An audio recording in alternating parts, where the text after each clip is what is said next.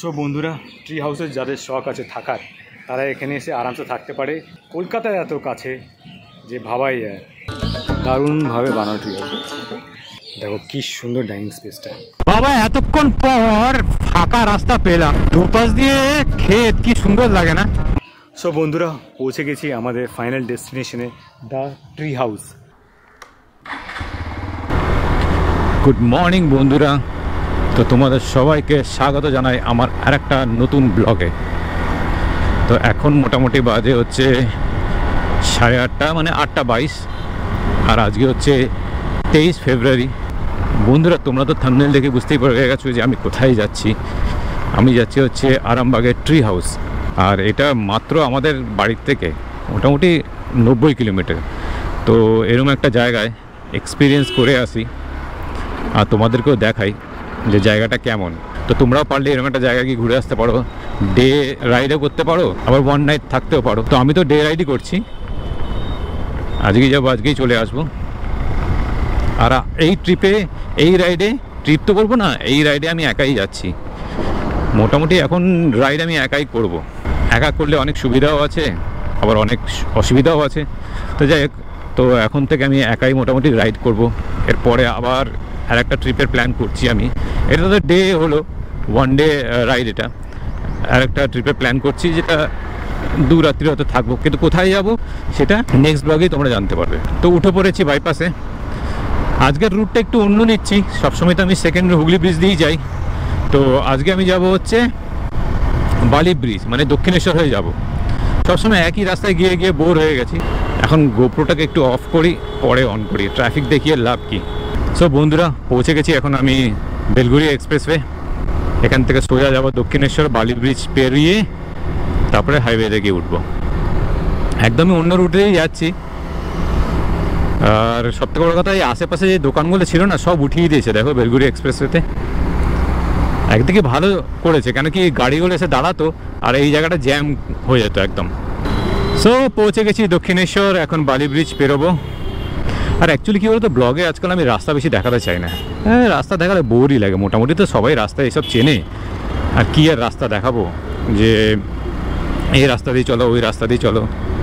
আজকাল ম্যাপ লাগালে মোটামুটি সবাই পৌঁছেই যায়। হ্যাঁ, এইটা তোমাদের জানাবো যে বাই ট্রেন ইয়া বাই বাস ওখানে কীভাবে পৌঁছাবে, সেটা আমি ওখানে গিয়ে তোমাদের জানিয়ে দেবো।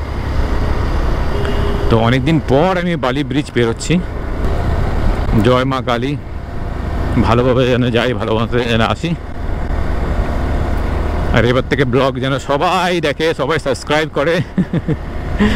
ব্লগ বানানো কিন্তু খুব কষ্টকর ব্যাপার, এত ইজি জিনিস না।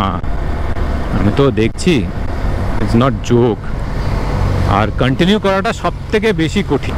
ওই ব্রিজ দিয়ে গেলে পেড ব্রিজ, মানে তোমার টোল দিতে হবে, কিন্তু বাইক অ্যালাউ নেই ওই ব্রিজে। এই ব্রিজ দিয়ে বাইক যেতে পারে। আমার একটা এক বন্ধু ওদিক দিয়ে চলে গেছিলো, আচ্ছা খাসা ফাইন দিতে হয়েছে। সো বন্ধুরা, পৌঁছে গেছি দিল্লি রোড। ওনার সোজা গেলে বর্ধমান, আর এদিক দিয়ে ডান দিকে গেলে হচ্ছে দিল্লি। আর আমরা ডানকুনির আগে গিয়ে বাঁদিকে নিয়ে নেবো, ওখান থেকে সোজা আরামবাগ। জয়পুর ফরেস্টও ওদিক দিয়েই যায়, তো জয়পুর ফরেস্ট আরও টাইম লাগে। জয়পুর ফরেস্ট থেকে অনেকখানি আগিয়ে আরামবাগ। যারা চেনো না, ম্যাপ লাগিয়ে চলে আসবে, আবার কি, আমিও ম্যাপ লাগিয়ে রেখেছি মোটামুটি।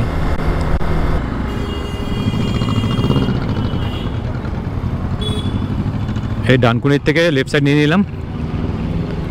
এখানে এবার একটাই প্রবলেম, ওয়ান লেন রাস্তা, মানে একটাই রাস্তা আপ অ্যান্ড ডাউন জন্যে। তাই জন্য এখানে বাইকটা একটু ঠিকঠাক চালাতে হবে। ডানকুনির এই জায়গাটা মোটামুটি ভালোই ভিড়, এই বাবারে। তো এখানে গাড়ি আসতেই চালাতে হচ্ছে, বাইক, গাড়ি তো না, বাইক। গাড়ি হলে 4 চাকা হলে তো আরোই আসতে চালাতে হতো, কেন কি যে যেখান থেকে পারছে ঢুকে যাচ্ছে। এইসব ছোটো ছোটো রাস্তা নেই, একটা খুব মুশকিল। বাবা এতক্ষণ পর ফাঁকা রাস্তা পেলাম, বাপরে বাপ, নাহলে কি ভিড় ছিল, কি ভিড় ছিল। মানে সানডেতেও এত ভিড়, তাহলে উইকডেজে ভাবো তাহলে কেমন ভিড় থাকবে ওখানটায়। মানে কত স্লোতে আমাকে আসতে হলো। তাও এখানে বাইক টাইক চালানো একটু রিস্ক, কেন কি সবাই ভালোই ওভারটেক করে, ধুমধাম করে বাস চলে আসছে। সামনের দিক দিয়ে, দুপাশ দিয়ে ক্ষেত, কি সুন্দর লাগে না, মাঝখান দিয়ে রাস্তা। এই এতক্ষণ পর একটা চড়া রাস্তা পেলাম, বাপরে বাপ, একটু স্পিডটা টেনে নি ভাই। কিন্তু ব্যাপারটা হচ্ছে উল্টো দিক দিয়ে যে গাড়িগুলো আসছে স্পিডেই আসছে।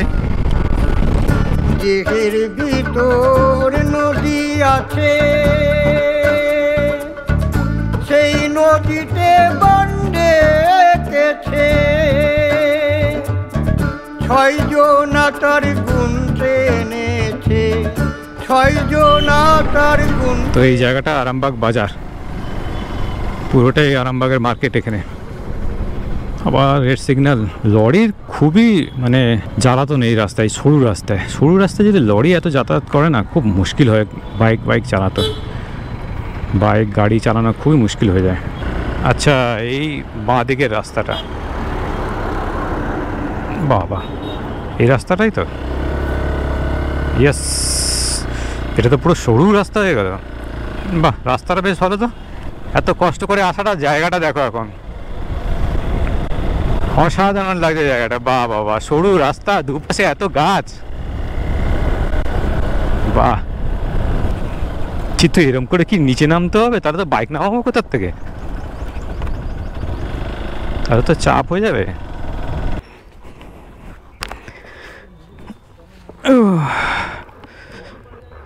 তো এই হচ্ছে সেমই রাস্তায় এসেছিলাম, ভুল করে গেছিলাম। এদিকে বাইক টাইক রাখার জায়গা আছে, আর এদিক দিয়ে মানে নিচে নেমে যেতে হবে। এদিকে দাদা, যদি আপনি মনে করেন যে আমি মোটরসাইকেলটা নিয়ে আসবো, তাহলে ওই যে পলিসিতে গেলেন, সোজা রাস্তা দিয়ে এদিকে ধরবেন। হ্যাঁ, এদিকেই এসেছিলাম। আমি ভাবছিলাম যে এদিকেই না, এদিকে নানাটা চাপ হয়ে যাবে, মোটরসাইকেল ওঠাটা চাপ হয়ে যাবে। এটাই হচ্ছে দ্য ট্রি হাউস লেখা, না এই লেখাটাই দেখি। এটা মোটামুটি পুরোটাই আম বাগান না, এটা ব্যাপারটা ভালোই। তাহলে যদি বাইক ইয়া গাড়িতে যদি না আসো, তো ট্রেনে করে তোমরা আরামবাগ স্টেশনে নেমে, কিংবা ধর্মতলায় আরামবাগের ডাইরেক্ট বাস ধরে তোমরা এখানে নামতে পারো। এখান থেকে 3 কিলোমিটার মাত্র। ওকে, তো এখানে বসার জায়গাটা আছে। এখন একটু রেস্ট করি, তারপরে তোমাদের সাথে দেখা হচ্ছে, আর তোমাদের ভালো করে ঘুরে দেখাবো। তো এখানে এসে সাথে সাথে ওয়েলকাম ড্রিঙ্কে আছে কোকোনাট ওয়াটার, দারুণ ব্যাপারটা। দোলনা টোলনা সবই আছে, এই দেখো দোলনা টোলনা সবই এখানে দেখতে হবে। সো বন্ধুরা, পৌঁছে গেছি আমাদের ফাইনাল ডেস্টিনেশনে, দ্য ট্রি হাউস, আরামবাগের দ্য ট্রি হাউস। তো গাছে চড়তে তো ছোটোবেলা থেকে বেশ ভালোই লাগতো, আর এটাও ভাবতাম যে একটা গাছের উপরে ঘর হলে কত ভালো লাগে। তো সেই জন্যেই এখানে আসা, মানে দেখা যাকে বলে। আমি তো আজকে এখানে থাকবো না, থাকলে এখানে আলাদা ব্যাপার আছে, আর যদি না থাকো তো সেটা আলাদা ব্যাপার, ঠিক আছে? সেটা আমি জানাচ্ছি ওখানে গিয়ে, যেখানে অ্যাকচুয়ালি ট্রি হাউসগুলো আছে। এটা হচ্ছে গেট। তো এন্ট্রিটা তোমরা দেখতেই পাচ্ছ, খুবই সুন্দরভাবে এন্ট্রিটা দেখো, দ্য ট্রি হাউস এত সুন্দরভাবে লেখা আছে। আর চারিদিকে জঙ্গলের মাঝখানে এরম করে তোমরা অনেকখানি পথ হেঁটে যেতে হবে। বেশ নিরিবিলি জায়গাটা, কিন্তু এখন শীতকাল তো পাশেই সেই নদীর পাড়ে পিকনিক কোথাও কিছু চলছে, তো তাই জন্য মাইক বাজছে। হয়তো তোমরা হালকা গানের আওয়াজ পাচ্ছ, হয়তো কপিরাইট নাই চলে আসে, এটাই একটা ভাবনা আমার। কিন্তু জায়গাটা দেখো অসাধারণ লাগছে আমার পৌঁছাতে এখানে মোটামুটি 12টা বেজেই গেছে, কারণ কি আমি লেট করে বেরিয়েছিলাম, আর ট্রাফিক এত ছিল, তাই জন্য আরও টাইম লেগে গেছে। আদারওয়াইজ খুব তাড়াতাড়ি এখানে পৌঁছে যাওয়া যায়। আরও যদি সকালে তোমরা আসো, কিংবা যদি এখানে থাকো, তো সকালে অ্যাম্বিয়েন্সটা নাকি আরও ভালো, কেন কি যে এখানকার দেখাশোনা করে ইয়া ম্যানেজার বলতে পারো, তার সঙ্গে আমার কথা হলো। সে বলে যে আপনারা যদি এখানে থাকতে পারতেন, রাত্রি অ্যাম্বিয়েন্সটা একদমই আলাদা। তো থাকতে বলছিল, কিন্তু থাকা হবে না, কেন কি কালকে কাজ আছে, তো তাই জন্য থাকা হবে না। আজকে রাতের মধ্যে বাড়ি ফিরতেই হবে আমাকে। কিন্তু সত্যি তোমরা চারিপাশে দেখো, খুব সুন্দর। আর পাখির ডাকও তোমরা হালকা শুনতে পাচ্ছ, অনেকগুলো, এক রকমের পাখি না, অনেক রকমের পাখি এখানে তোমরা শুনতে পাচ্ছ তার ডাক। তোমরা যদি তোমাদের কাছে যদি সেরকম লেন্স থাকে, ইয়া প্রফেশনাল ক্যামেরা থাকে, ভালো লেন্স থাকে, তো তোমরা এখানে এসে বার্ড ফটোগ্রাফিও করতে পারো। তো এখানে আরও গেস্ট এসে আছে, তো আমি রিকোয়েস্ট করেছি যে কোনো রুম যেটা নাইট স্টে করা যায় সেই রুমটাকে দেখানো যাবে। তো গেস্ট তো এসে আছে, এখানে 4টে রুম আছে, তো একটা রুম ফাঁকা আছে। আমি এখন রিকোয়েস্ট করেছি যে একটু রুমটা যদি দেখানো যায়। এটা দেখো পুরো আমের বাগান, এটা পুরোটাই আমের বাগান, ভালো করে দেখাই, পুরোটাই দেখো আমের বাগান।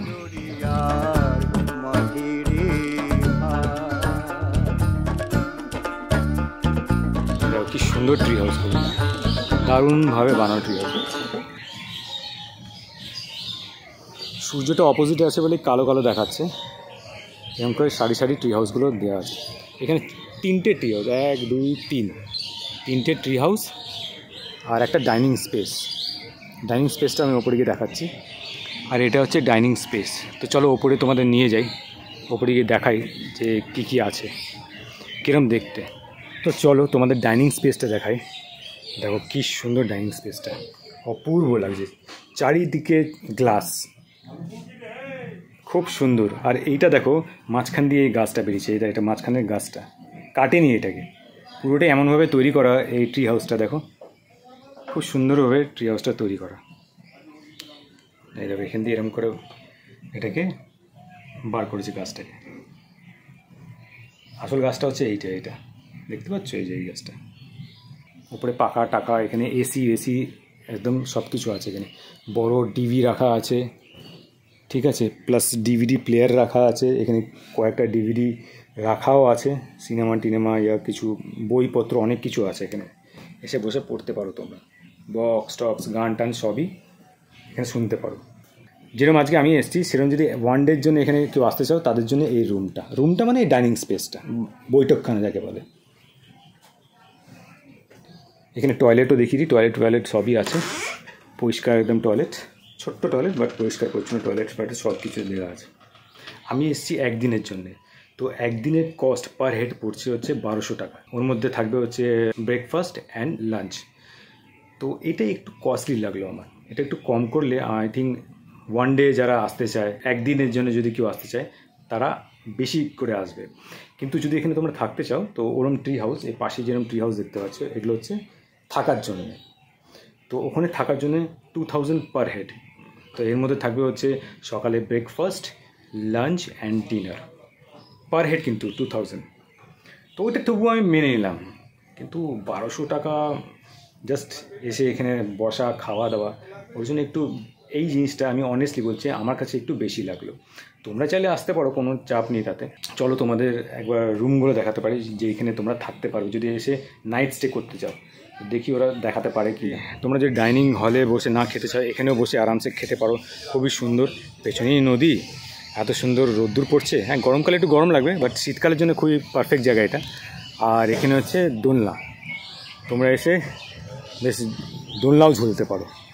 আর এদিকে অনেকখানি যাওয়ার রাস্তা আছে, মানে হেঁটেও বেড়াতে পারো। এই বাবা শিয়াল যাচ্ছে তো, এই সামনে দিয়ে শিয়াল যাচ্ছে, এগুলো এই সামনে শিয়াল, এই কুকুর তাড়া করেছে, এই বাচ্চা শিয়াল, রে শিয়ালটাকে ধরলো রে, কুকুর ওকে তাড়া করেছে। আমি জানি না দেখাতে পারলাম কি না ফোন দিয়ে। অনেক শিয়াল আছে এখানে, তার মানে। এই রাস্তাটা দেখো কি সুন্দর রাস্তাটা,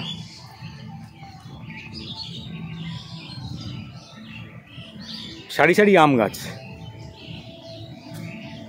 আর এখান দিয়ে নদীর পাড়ে যাওয়া যায় আই থিঙ্ক। এই একটা গেট করা আছে। এই চেয়ারটা কি সুন্দর করে রাখা, কি সুন্দর বানানো চেয়ার দেখো। আই থিঙ্ক এই জায়গাটা বনফায়ার টনফায়ার হয় শীতকালে মেবি, এই জন্য বসার জন্য সব কিছু করা, যেরকম ঝুলে রাখা আছে, চেয়ার টিয়ার বেঞ্চি পাতা আছে এখানে, এই জন্য। আর এই ব্রিজটা দেখো কি কিউট, এই ব্রিজটা দেখো কি সুন্দর কিউট ব্রিজ, দারুণ ব্রিজটা লাগছে। ছোট্ট একটা ড্রেন করা আছে। আর এটা হচ্ছে রান্নাঘর, এই জায়গাটা রান্নাবান্না সব কিছু হয়।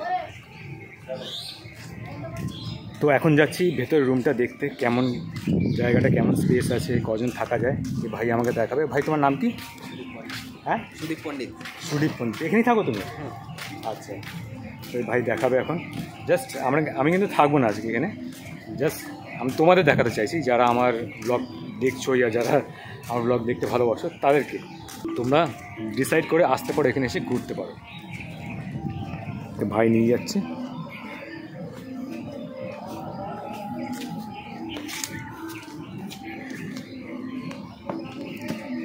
দুপাশে দুটো রুম আছে, সিঁড়িগুলো একটু দেখে উঠতে হয়, ব্লগ বানাতে গিয়ে চেপে যাব। সবই কাঠের সিঁড়ি, পুরোটাই কাঠের বানানো। রুমটা একটু, হ্যাঁ বাস, জুতো পরে ঢুকবো, একটু ঢুকে যাচ্ছে। বেশ সুন্দর রুমটা, সাজানো গোছানো দেখো একদম পারফেক্ট। একটা আলমারি দেওয়া আছে আর পরিষ্কার পরিচ্ছন্ন বেড, একদম নিট অ্যান্ড ক্লিন। 3 জন আরামসে, আই থিঙ্ক বেবি যদি তোমরা নিয়ে আসো তাহলে 3 জন আরামসে এখানে হয়ে যাবে। প্লাস এক্সট্রা ম্যাটও রাখা আছে, এখানে ম্যাট বিছিয়ে দেয় হয়তো এক্সট্রা যদি তোমরা থাকতে চাও তার জন্যে। একটা টিভি দেওয়া আছে, বেশ ভালো। প্লাস এসি আছে। তো এসি রুম মোটামুটি 2000 পার হেড পড়েই যায় সব জায়গায়। আর জানলা খুলে দিলেই বেশ পেছন দিকেই তোমার দেখায়, এই নদীটা দেখা যায়। এখানে একটা ড্রেসিং টেবিল রাখা আছে, এই যে ড্রেসিং টেবিল, এটা আমি। বাথরুমটা দেখিয়ে দিই। বাথরুমটা একদম শাওয়ার টাওয়ার দেওয়া, সব কিছু দেওয়া আছে। আই থিঙ্ক গিজারও দেওয়া আছে, গিজার আছে, পারফেক্ট, ঠিক আছে, কোনো চাপ নেই। টয়লেট, বেসিন সব পরিষ্কার একদম। একটা আয়নাও রাখা আছে, আর আয়নার যে ফ্রেমটা ওটা দেখো তোমরা কাঠের বানানো। তো বেসিক্যালি এখানে যা আছে ট্রি হাউসে সবই কাঠের বানানো, বাঁশ দিয়ে আর কাঠ দিয়ে বানানো। যাই হোক, এসিটা অফ করে দিই, বেকার চালিয়ে লাভ নেই। আর এরকম করে এদিকে একটা ট্রি হাউস, আর এই সিঁড়ি এদিক দিয়ে এরকম করে উঠবে, এখানে একটা, আর এইদিকে একটা, এদিকে চলে আসলো একটা। আর বেশ এখানে বসার জন্য ছোট্ট একটা মোড়াও দেওয়া আছে, তোমরা এই ব্যালকনির মতন একটা জায়গা আছে, এখানে বসতেও পারো, বসে টাইম কাটাতে পারো।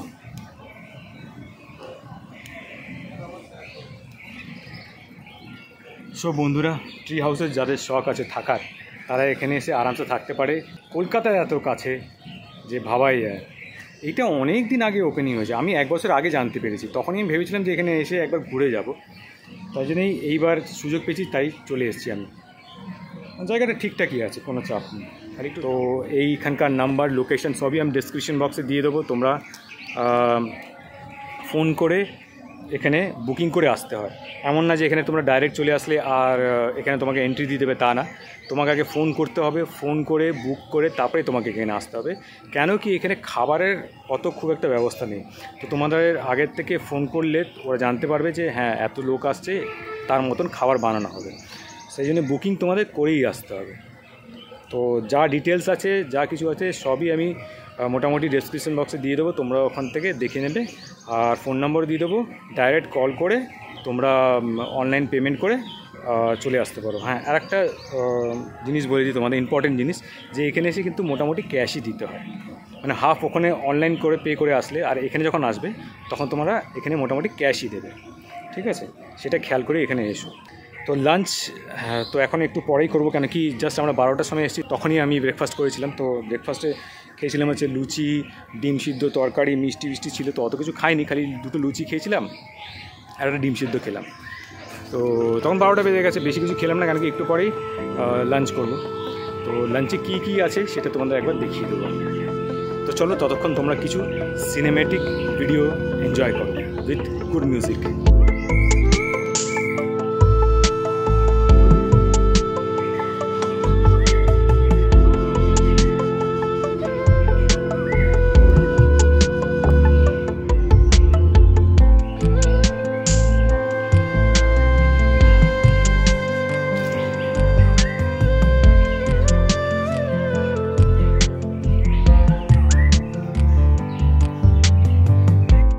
তো লাঞ্চ চলে এসছে, মোটামুটি ফটোগ্রাফি করে এই লাঞ্চ, কিন্তু খাবার দেখে তো আমার মাথায় ঘুরে গেছে। কত খাবার একজনের জন্যে, কত কিছু আছে। ওদিকে হচ্ছে ভাত, তরকারি, পোস্ত বড়া, তারপর আছে আলু ভাজা, সালাদ, চাটনি, মাছ, মাংস, ডাল, পাঁপড়, 2টো রসগোল্লা। একলার জন্য অনেক বেশি, আমার জন্য তো বিশেষ করে অনেক বেশি।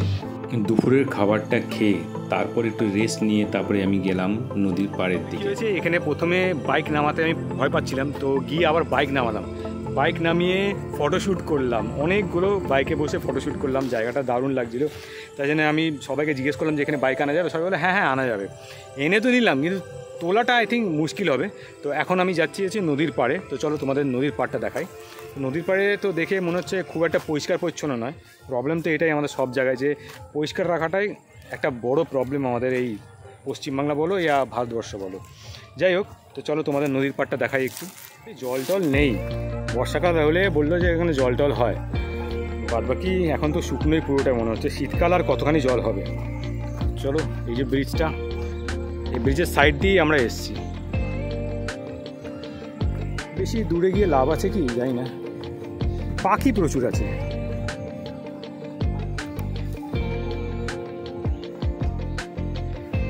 প্রচুর বক বসে আছে, কি সুন্দর লাগছে। চলো জুম করে একবার দেখো তোমার, কিন্তু ফোন দিয়ে জুম করলে তো ব্যাপারটা নষ্ট হয়ে যায়।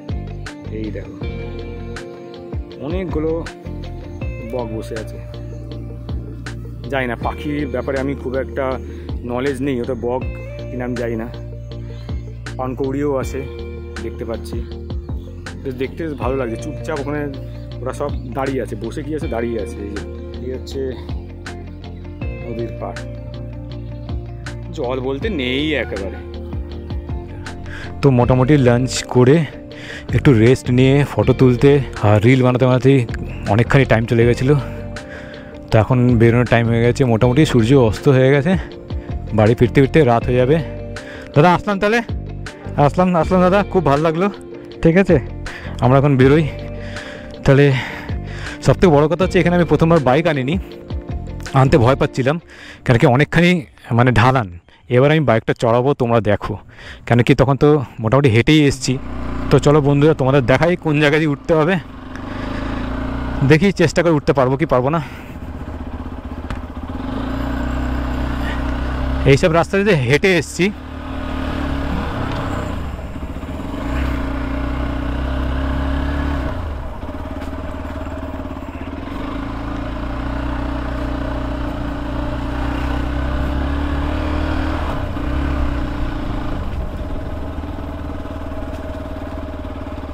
এই জায়গা দিয়ে এখন আমাকে ওপরে উঠতে হবে এক টানা, বুঝতে পারছো বন্ধুরা? এখান দিয়ে এখন আমাকে এক টানা ওপরে উঠতে হবে। ফার্স্ট গিয়ারেই তুলবো আজকে, দেখি এক্সপালস কী করে।